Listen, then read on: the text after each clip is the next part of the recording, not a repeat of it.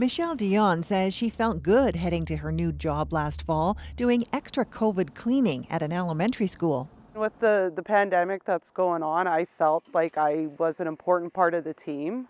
But a few weeks after getting hired, her boss told everyone they had to download an app on their personal phones so she could make sure employees were actually going to work, because some weren't, but claiming they were. Most of them are pretty honest, but you always find that one or two are kind of taking advantage of the system.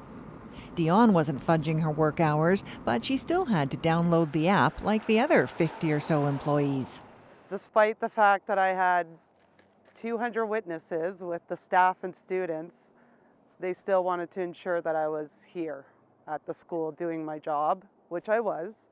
In pandemic times, an increasing number of workers are being asked to download software that helps employers remottly monitor productivity.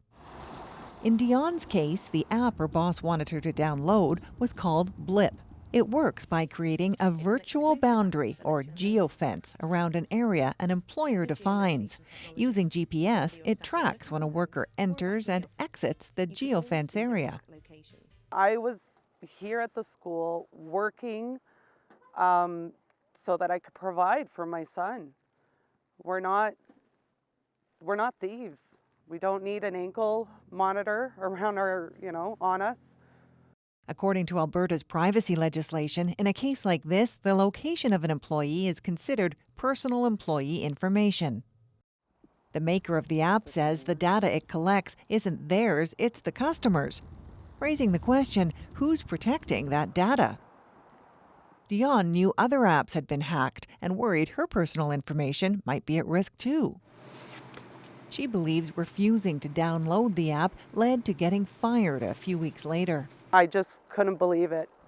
The owner of the school cleaning company says the app simplified payroll and says it wasn't the only reason Dion was fired. She was still inside her probationary period. And as we move forward of implementing new procedures and policies, she wasn't in agreement of them.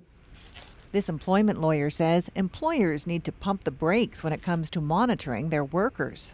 I think employers, before they ask their employees to download apps onto their mobile devices, should understand where that data is going. Is there a third party that has access to it?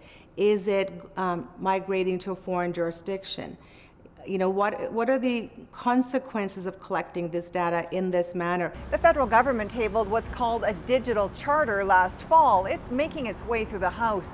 It's aimed at giving more protections to people working in the private sector and concerned about their personal information.